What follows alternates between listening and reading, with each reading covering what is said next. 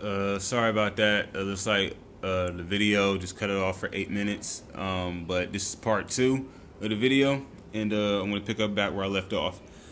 And we was talking about basically Israel is our homeland, and because we was sent to the new Egypt, which is America, we would never see our homeland again until we come back to the Most High, which we're going to touch on that further into this lesson.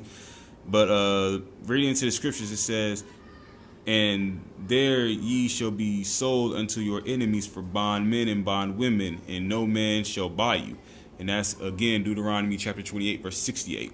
And in that specific precept, it said, "And there ye shall be sold unto your enemies for bondmen and bondwomen, and no man shall buy you." In other words, we would go to this land, which was America. And if you know your history, when we got sent to America, what happened to us? We got sold to as bondmen and bondwomen. In other words, we were slave men, slave women. We were sold unto our enemies. And who was those people we were sold to? Your so-called precious white folks. Yeah, white people.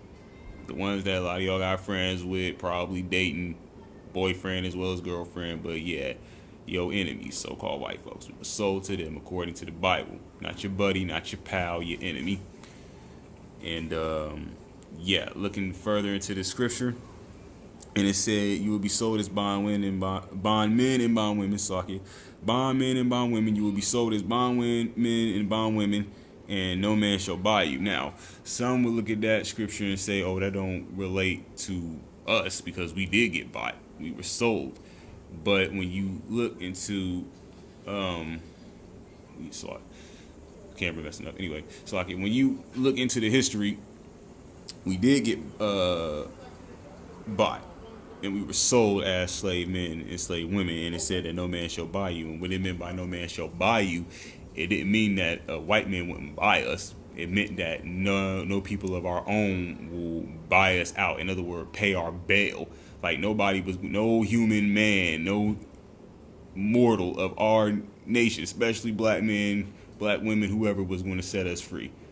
Countless times you can see, for example, Martin Luther King, he tried, got assassinated. Malcolm X, he tried, got assassinated.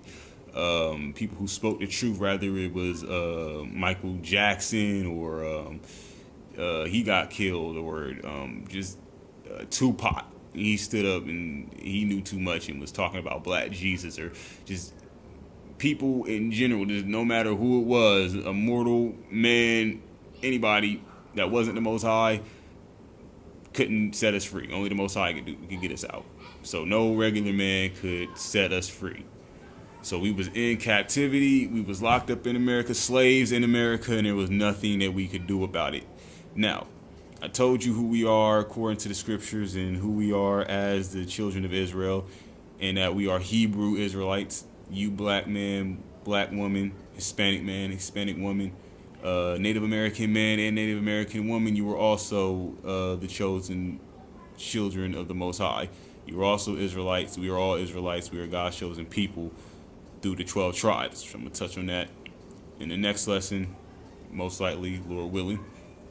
But now that we touched on 68, we still dealing with Deuteronomy 28. We're going to be hopping around through different scriptures. Just bear with me. We're going to touch on some stuff. Now we're going to start from Deuteronomy chapter 28, verse 1. Now, this is what the Lord told us that we should do if we want to live a righteous life, if we want to have it all. Just like your so-called white man and all these other nations, how they living it up. Well, we could be living it up like that and better if we would only listen to what the Most